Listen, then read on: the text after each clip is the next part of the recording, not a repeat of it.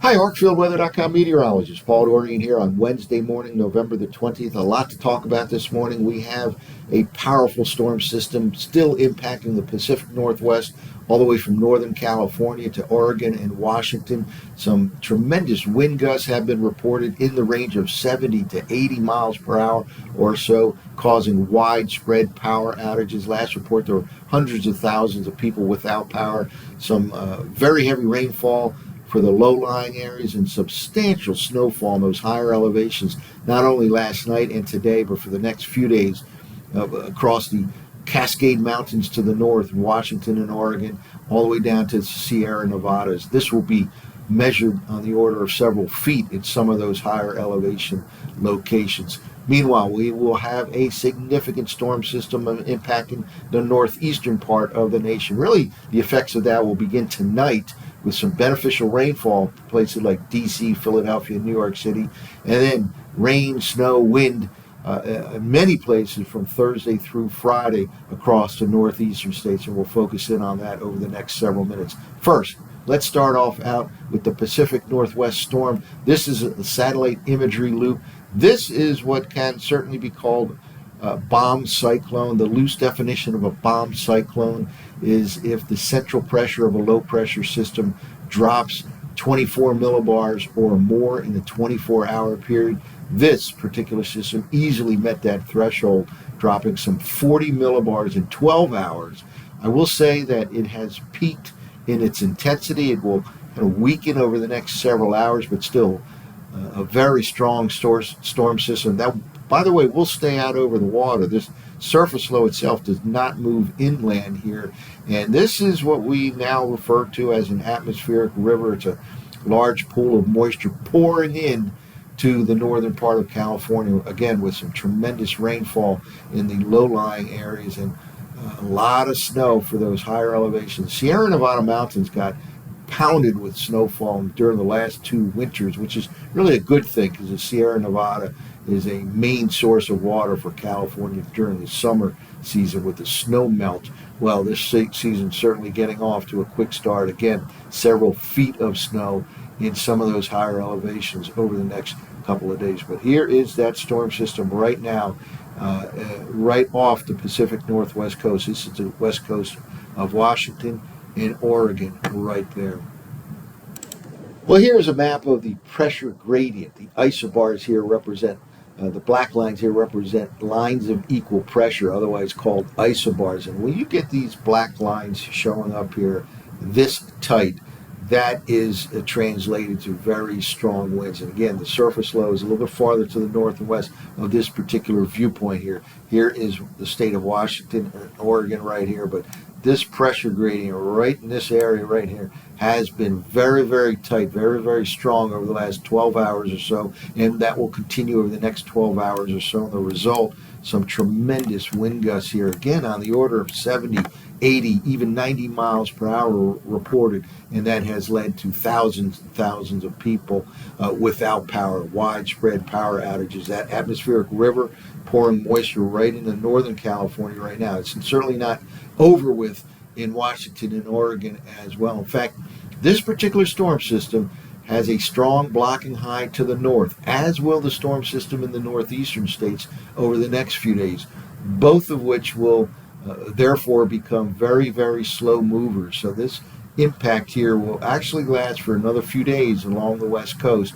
Similarly, the impact in the northeastern states begins tonight, but could continue through much of the weekend, specifically with respect to persistently strong northwest winds. Well, before we shift attention to the northeastern storm that is upcoming, let's take a look here at a map that I showed in yesterday's video. The weather warnings across the nation as set by NOAA. And look at this out in the Pacific Northwest. This includes everything from flash flood, it's shown in green right here across the coast of Oregon and into Northern California, to winter storm watches and warnings here across those higher elevations. Again, snow will be measured by the foot in the higher elevations of the Cascades of Washington and Oregon, all the way down to the Sierra Nevada mountains in eastern California. It's a continuation of high wind warnings as well. Power outages can continue during the day today. again, a powerful, powerful storm system still impacting the Pacific Northwest. Now, also notice here, north central U.S., lots of winter weather advisories, wind advisories showing up here. That's an upper level trough system that will play a big role in the northeastern U.S. over the next few days. It is centered over the northern plains right now. That upper level trough dives to the south and east over the next 24 to 36 hours or so and deepens right in this area. And similar to the Pacific Northwest, in that it's influenced by a strong blocking high to the north, this storm system over the northeast U.S. will be influenced by intense high pressure to the north, therefore become a slow mover. Notice also some winter weather advisories and watches and warnings are starting to show up here in some of those higher elevation locations. And I do believe that the bullseye may end up being northeastern PA with this particular upcoming storm system. Places like the Pocono Mountains can get several inches of snow, and those winter storm advisories are already starting to pop up all the way to the Catskills, the Adirondacks, and also out across southwestern PA, those higher elevation locations of the Appalachians out in the southwestern part of Pennsylvania, down across Garrett County in western Maryland, and much of the interior part of the higher elevation locations of West Virginia, likely to get significant snowfall from this late week system. Well, let's now shift to the GFS. In this particular case, I'm using the ensemble run of the GFS to show the 850 millibar temperature anomalies, averaging out for 5-day periods. We will begin with this current 5-day period and then go all the way into the early part of December. About a week or so ago, I started talking about a big-time pattern change that will allow for colder air masses to move into the central and eastern states as we progress through the month of November into early December. Indeed, the evidence continues to mount for such a pattern change here. We're getting into a very winter-like pattern here over the next couple of weeks across much of the northern U.S., and that includes this north central states, northeastern states, and certainly will include some snow threats along the way as well. And that also includes Thursday and Friday of this week with a cold air mass pouring in on the backside of this next storm system. This is the current 5-day period. And notice here, a lot of above normal conditions here. We'll see in a moment, that's where the intense high pressure ridging, higher heights compared to normal, exist right here in northeastern Canada, Greenland, and also out across the Aleutian Islands here. Watch what happens here with respect to these colder than normal air masses over the next couple of weeks here. We'll move forward here a couple of weeks. We have a lot of cold air masses basically making their way from Canada into the central and eastern U.S. This is for the period now, days 8 to 12, November 27th to December 2nd. That's encompassing the Thanksgiving Day holiday, which is a week from tomorrow. Go out a little farther in time, and just a cold look to the pattern here with all the way out with colder than normal air masses for that average of a 5-day period all the way out to days 12 to 16. We're more than 2 weeks out now. In the early part of December, extends out December 1st to December 6th. Can it snow in the I-95 corridor with this kind of colder than normal pattern? Absolutely, and we'll focus in on some of those threats certainly over the next week or two. In fact, the I-95 corridor, you can see some snowflakes later this week with this instability wraparound shower pattern that will form later tomorrow through the day on Friday. Well, now let's focus in on the 500 millibar height forecast maps. This is not using the ensemble run, but rather the conventional run of the 6Z GFS model. And this is kind of unusual. When you see a pattern like this is a blocky pattern here with intense upper level ridging, as shown here in the purple. It's higher heights than normal, basically off to scale here in terms of comparison to normal for heights. And higher heights generally translates to higher pressures. Meanwhile, you have deep upper level troughs. This is associated with that surface system that we can classify as a bomb cyclone that is pounding northwestern part of the nation. Here is that current location of the upper level trough over the northern plains, where there's numerous winter storm watches and warnings now. This will drop to the south and east, and another intense area over northeastern Canada, Greenland, of extremely high pressure This is a blocking pattern. Both of these troughs will be very, very slow movers because of the strong block to the north. Now let's move forward. This system kind of spins its way south and east and then tends to deepen. And here we are by tomorrow night, a very deep upper level trough, a very unstable atmosphere sitting right on top of the Mid-Atlantic region and northeast U.S. by the time we get into late tomorrow night. That's some cold air in the upper part of the atmosphere. A very slow mover because of this intense high pressure to the north. That will basically force this thing to kind of rotate around for a couple of days. It cannot escape to the north in a quick fashion here. It will rotate around. We'll see that right here. In fact, kind of has a double barrel low here at 500 millibars all the way into Friday night.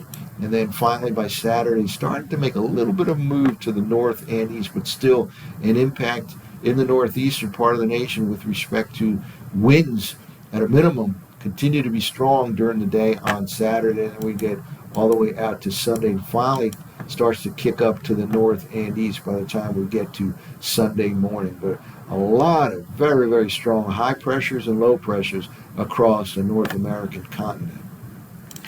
Well, let's walk through the surface maps now and kind of focus in on the northeastern part of the nation. We're looking at the Great Lakes, the Ohio Valley, the Midwest, Mid-Atlantic, Northeast U.S. with a focus on this upcoming storm system. We've kind of talked at length about the Pacific Northwest. Now let's shift to the northeastern part of the nation. This is as we begin the day here on Wednesday morning, November the 20th. Now, let's move forward here. We have a frontal system. There will be an initial low pressure area that right here you can see moves into the Great Lakes region, but because of that very slow movement of that upper level trough that deepens right on top of the Mid-Atlantic region, northeast U.S., by later tomorrow, a secondary low will form right along the coastline. That will become the main player for the northeastern part of the nation, and it will tend to rotate around for an extended period of time. We'll see that in a moment here.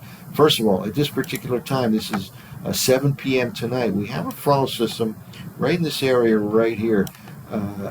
Generally thought of as a cold front. It can be called an occluded front, but it will usher in a period of rain for places like D.C., Philadelphia, New York City, a beneficial rainfall, relatively steady rainfall from early tonight into early Thursday morning. There certainly can be a thunderstorm or two mixed in. I'm looking for more in the way of total rainfall amounts to the north and east of the Pennsylvania-Maryland border, places like Philadelphia, for example, a half an inch to an inch by tomorrow morning, which is more than we've seen in a single event in the Philly area in many, many weeks.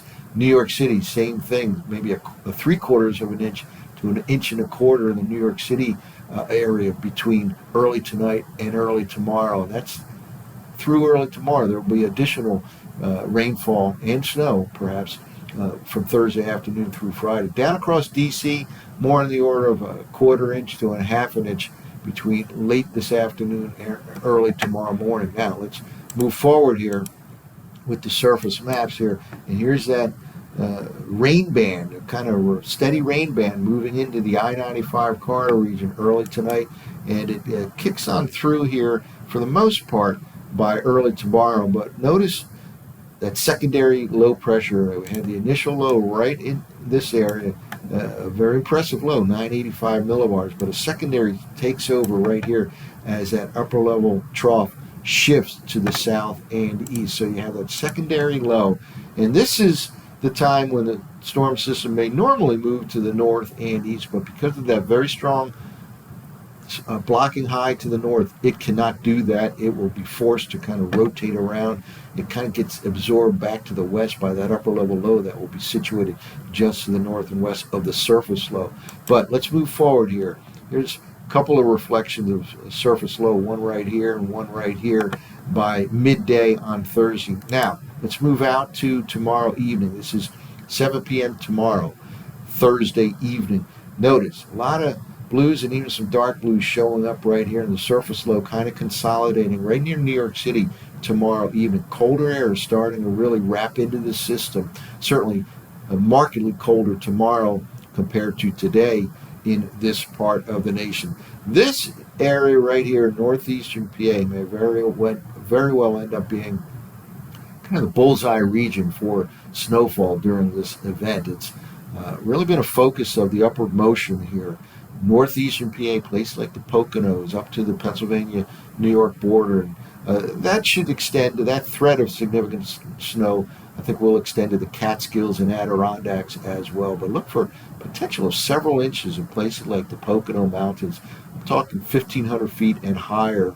And we'll see in a moment here that this threat of snow may actually slide all the way south and east, certainly into east central Pennsylvania later tomorrow night, even into the Philly metro region, New York City metro region. I expect to see first snowflakes of the year mixing in, either a mixing in or even a changeover for a while to snow. And also, let me mention here, this is now by early Friday morning, blue showing up all the way down into the suburbs of Philadelphia. And I would extend this as a possibility even down in the northern western suburbs of Baltimore and D.C. Chance of the first snowflakes of the season. Now, also, let me just point out, significant snow could fall in this area right here as well during this late week event. Those higher elevations of southwestern Pennsylvania and the Appalachian Mountains, Johnstown, for example, all the way down across Garrett County, western Maryland, and those higher elevations of central and eastern West Virginia could be some significant snowfall as well. And now, let's move into Friday midday. Notice that surface low just sitting there and spinning. A mix of rain and snow in some of the southeastern PA, east central PA, and interior higher elevations of New Jersey can get some decent snowfall amounts as well. And you mentioned that besides the Poconos and Catskills, watch out in those highest elevations, northwestern New Jersey here. And again, decent snowfall out across southwestern PA mountains and western Maryland, West Virginia. We go all the way out into Friday evening. That storm system basically just kind of wrapping around here, rotating around here, has nowhere to go by the end of the work week here because of that strong high to the north. Again, a lot of tight isobars here, but certainly there will be some strong winds throughout much of the northeastern U.S. This is now late Friday night and finally Saturday morning. Starts to scoot off to the north and east. Again, a tight pressure gradient in this whole area from the departing low out in this region here and the incoming high pressure off to the south and west here. This is a strong pressure gradient with these isobars showing up here. In other words, the winds will remain strong on Saturday as well. We'll finally go out into the day on Sunday morning, and still decent winds, decent pressure gradient showing up here all the way into Sunday morning. A very slow moving storm system, tremendous blocking to the north, both across northeastern Canada, Greenland, and out across the Aleutian Islands, which is impacting that Pacific Northwest storm. So a very active weather pattern, one that looks quite wintry now for the next couple of weeks, with multiple cold air shots into the central and eastern states over the next couple of weeks. That's it for now. For ArcfieldWeather.com, this has been meteorologist Paul Dorian.